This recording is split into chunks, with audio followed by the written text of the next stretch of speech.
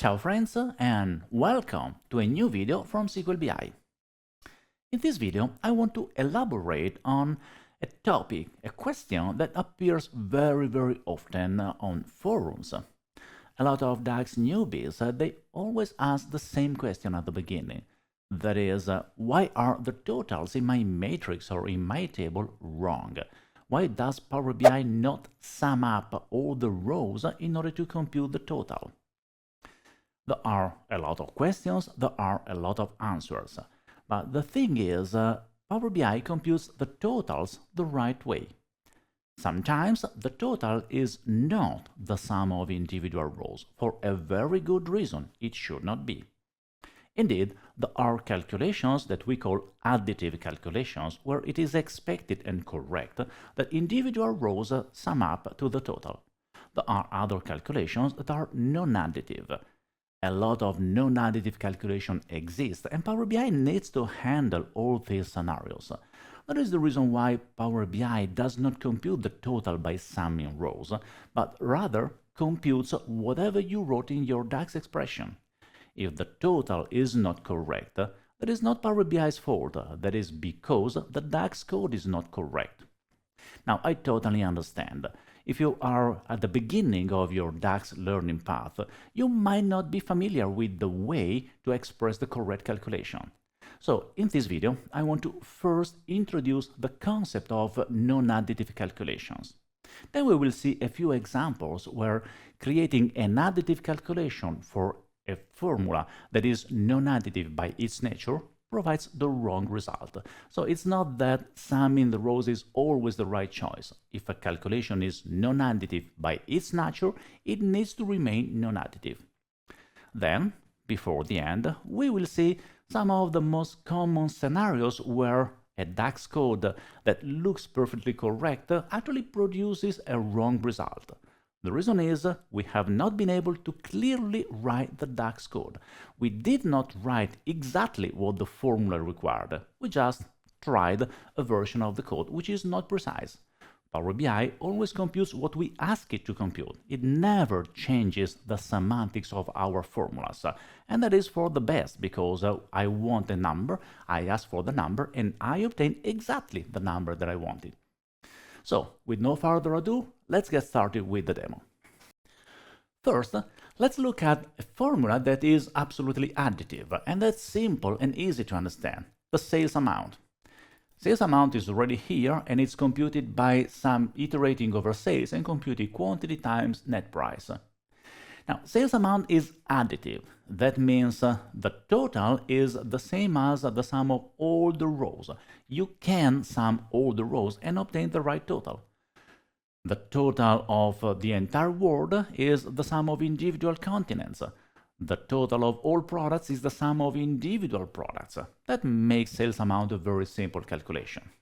And we can see that here, if you sum this value, and this value, you obtain 12,337, which is absolutely correct.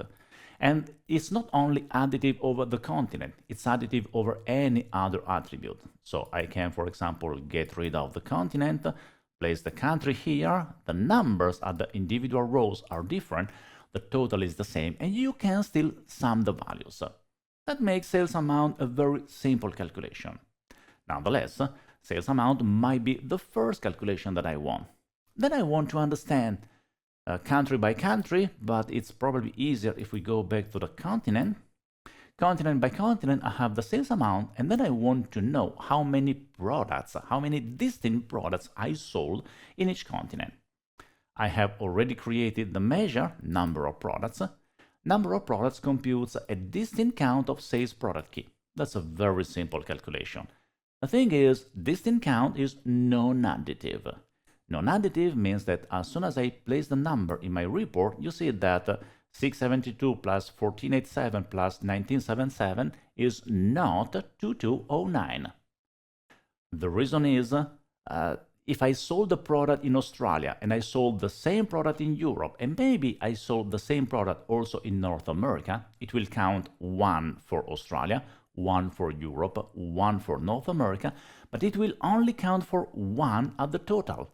So the total is not expected to be the sum of individual rows, because distinct count is a non-additive calculation. Now, the thing about distinct count is that distinct count is simple to understand. As humans, we are used to know and to understand that distinct count is expected not to be additive. So a distinct count that does not sum up does not surprise us. We could force additivity to that measure, but the number will quickly be inaccurate because we will hit the problem of double counting. We count the same product once for each country or once for each continent, producing a total that is larger than the total number of products we have. I want to show you this because while writing the code, we also discover how to force additivity on a measure that by its nature would not be additive. So I can change a number of products. Let's make it in a new measure. So I just call number of products and we create a new measure. Let's call it number of products additive. And in order to force additivity, I need to iterate on the column or the table that I want to use for additivity. I have the continent here, so I can do a sum x over the values of customer continent. And then I call my measure, number of products.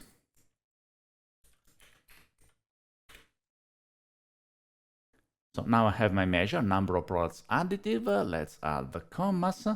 And as soon as I place it in the report, you will see that row by row, the numbers are the same because I have only one continent for each row. But when I go at the total, I see 4136. And the thing is, there are not 4,000 products in all of Contoso's offering. The number at the total is just wrong. It is showing a number of products that is larger than expected. That is when double counting happens. But the important thing is that whenever I want to introduce additivity, I do that by starting an iteration over the column or the table that I want to use to force additivity, and then I call the calculation. The calculation happens at the level of the customer continent, and then I aggregate all the values together in order to produce the final result. Nonetheless, there are scenarios where additivity is lost, so you create a calculation that is non-additive, and it is not that evident to see the problem. For example, you might want to compute an average. We want to compute the average discount for every transaction. That is not a complex calculation. We have the unit price, we have the net price. By subtracting the net price from the unit price and multiply that by the quantity, we have the discount. And then we average this value over all the rows. Let's do that together. Let me get rid of number of products that is no longer useful, and we create our average discount. Average discount. As I said, we need to iterate over sales. And then for each row of sales, we take the quantity and multiply by the sales unit price, that is the regular price, minus the sales net price. That represents the discount. And of course, I made a mistake. That is not a sum x, that is an average x, because I want the average discount. Once I finish my code, then I show it as a decimal number and I place the average discount here. And you see that I have $55, $56.91, 57, and then 57.06. That is the average over all time. Now, the thing is, the average does not show the sum. Of course, it is an average. But if we do the math, we discover that 57.06 is not the same value, the average of these three values. We can actually double check that just by doing some simple math. Let's do that together. 55.11 plus 56, probably I need to start again because you are not gonna see the numbers. So let me clear everything and we start again. 55.11 plus 56.91 plus 57.34, that is 169, and if I divide it by 3, I obtain 56.45, that is not 57.06. So why am I not showing this value and I'm showing the other value? Well, the reason is each individual value at the row level is already an average, and it is wrong to average an average.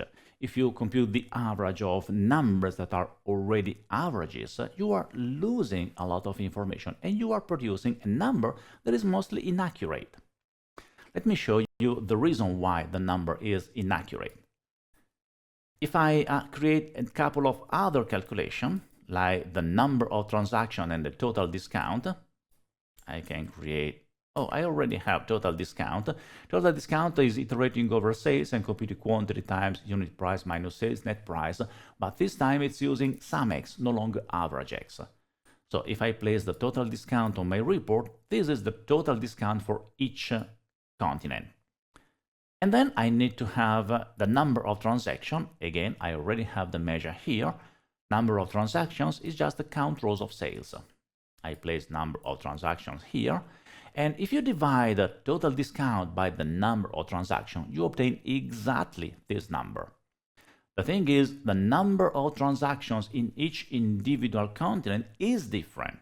Therefore, the value of 57.34, or the discount, the average discount that happened in North America, is more relevant in the calculation of the average discount, because I have twice the number of sales in North America that I have in Europe, which is 4 times the number of sales that I have in Australia. So for sure I need to take this into account. And if you want to justify 57.06, you can do that, of course, but you need to do that by checking the total discount and the number of transactions. You cannot average an average. What would happen if we force additivity on this average? Well, we will obtain 56.45, the number that we want, that can be checked.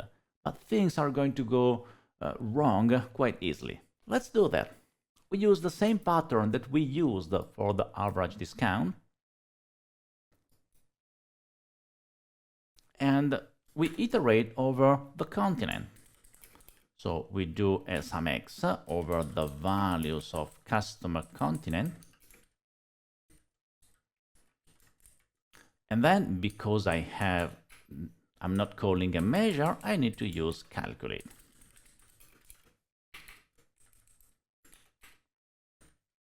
This pattern, that is iterating over customer content over any column, and then using calculate to force context transition, and then do the calculation that you want to do at the level of the continent, is a very common pattern in DAX that you learn quite soon in your career as a DAX developer.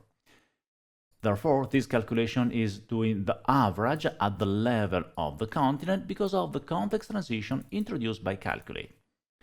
That is introducing additivity. So if I now go back to my expression, it's wrong, it's showing a total because that should be an average x again. As I said, I'm doing an average of an average.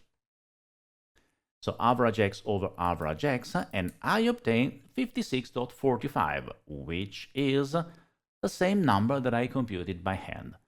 Therefore, it looks like I have the correct number now, because I can check it against the individual rows. The thing is, this number is not correct. It is just an average of an average. And if you start by slicing by other columns, it will remain the same, even though it should not.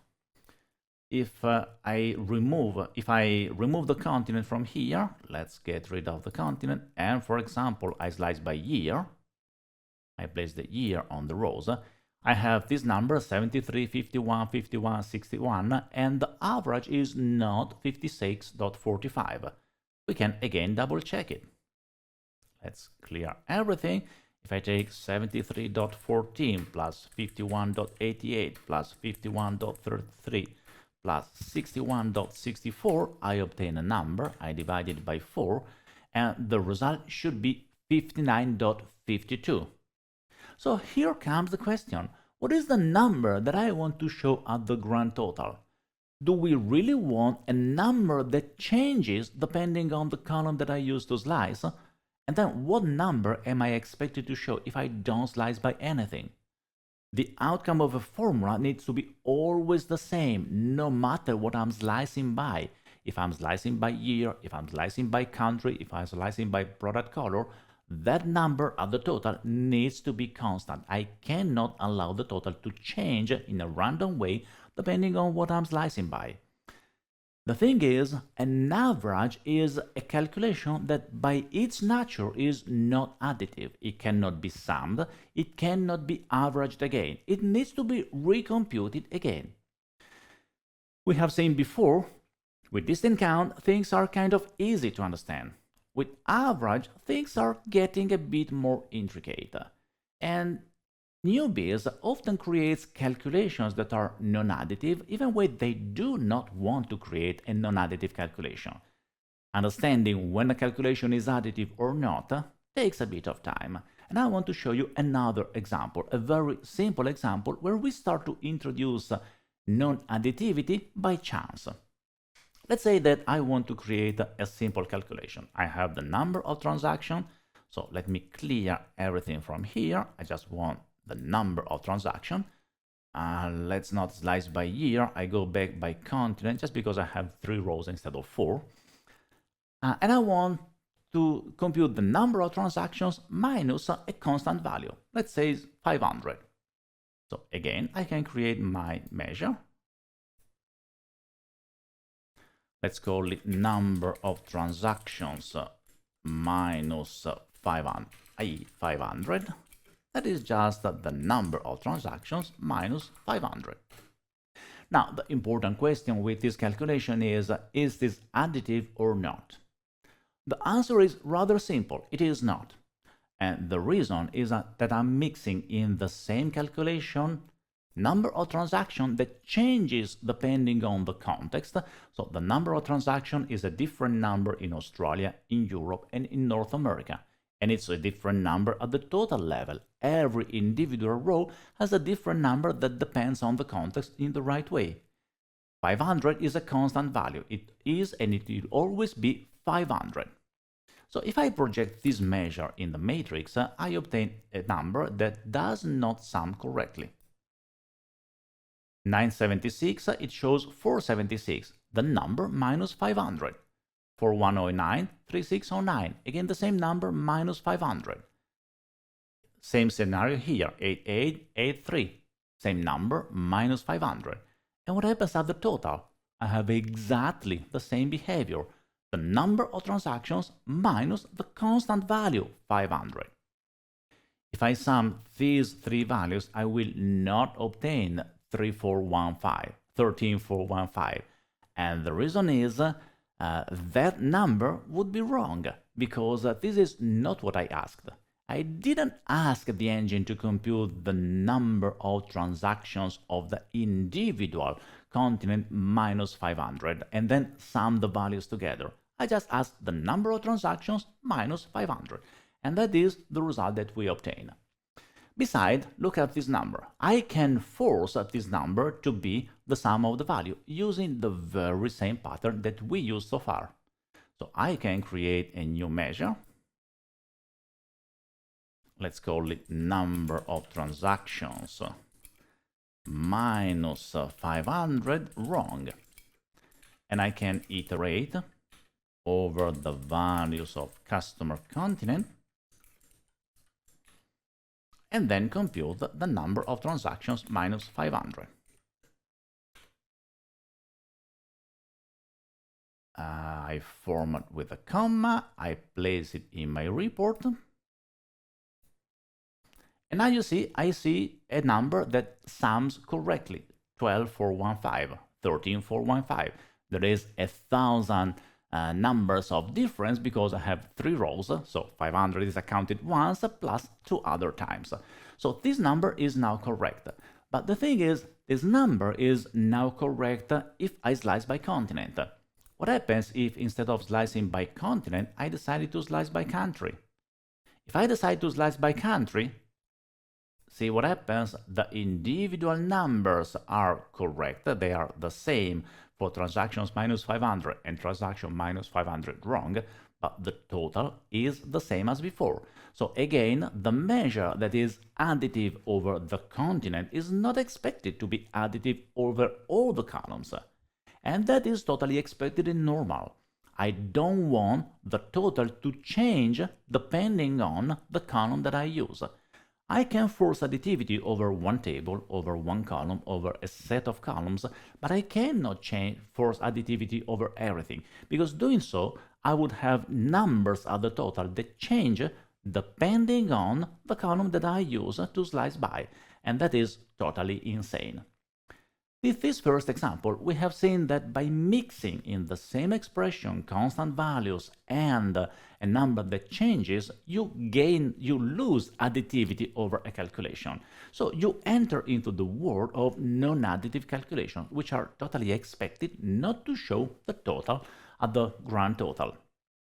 Sometimes this happens because you make a mistake, because you write code in an inaccurate way, and the result is not what you would expect.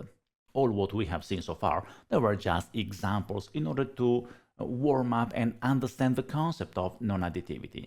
Let me show you now an example that is much more practical, because I have seen this a lot of times in a lot of questions on the web. Let's pretend that I want to compute the sales amount for only the countries where I sold more than 1 million. So we need a report that shows not the number of transactions. We can get rid of everything here. 1, 2, and 3. And I want just the sales amount. So I have the sales amount of different countries, and only 3 of them, Canada, Germany, and United States, sold more than 1 million. And I want to create a measure that computes the sales amount if and only if in that country I sold more than 1 million. That looks simple. I create sales greater than 1 million, and I just can check with if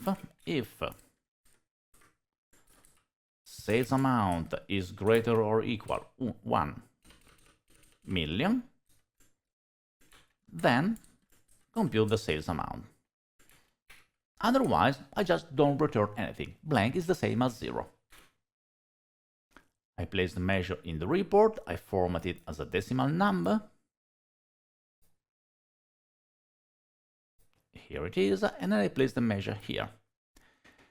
The numbers are correct row by row.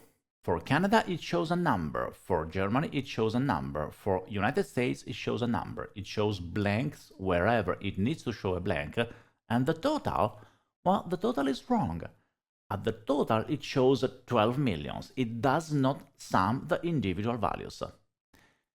In this scenario, what happened is that the measure is additive. I want the measure to be additive over the country.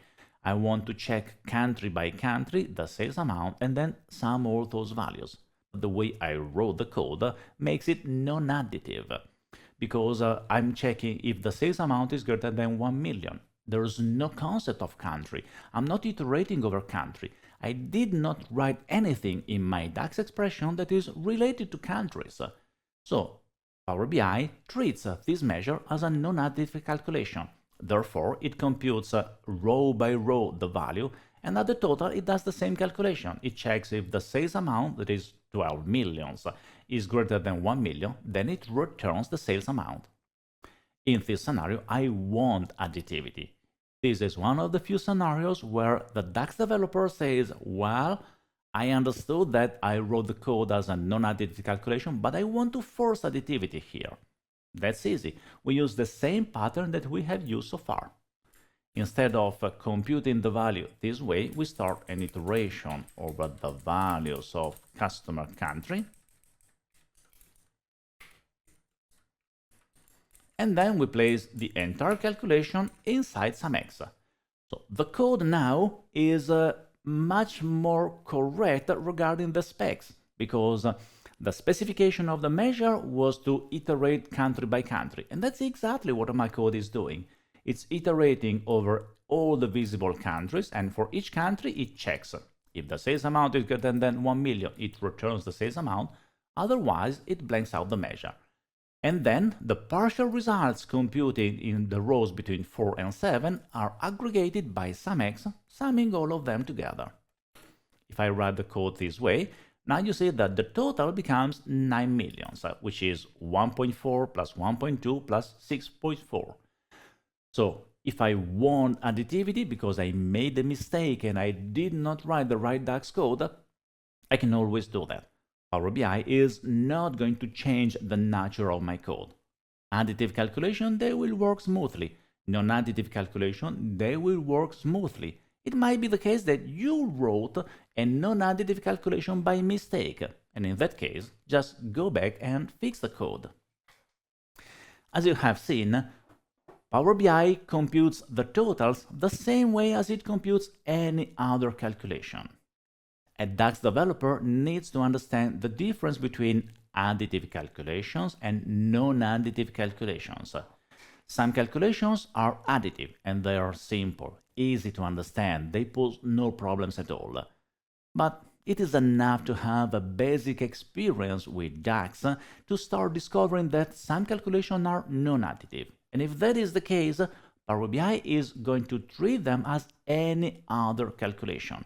Power BI does not force additivity, because as we have seen, forcing additivity might produce inaccurate values, which is not what we want. Instead, it gives you the opportunity to understand that the measure is non-additive, and if it is really needed, you can add additivity by yourself. In order to add additivity, you need to ask yourself further questions. How do I make it additive? What is the dimension, the column, or the table that I need to use to iterate over? How do I force the calculation? This process of understanding why a total looks wrong and how to fix the problem, how to implement the correct measure is of paramount importance. It gives you a better understanding of your data. It makes you understand exactly how the number is computed. And then you end up writing a piece of code wrote the correct way. Whenever the totals look wrong, the solution is not to force additivity just by chance in a random way. Whenever the total is wrong, you need to stop, understand whether you want to make it additive, and if you want to make it additive, over which dimension. Once that happens, you will end up writing DAX code that works in every report in a seamless way. Enjoy DAX!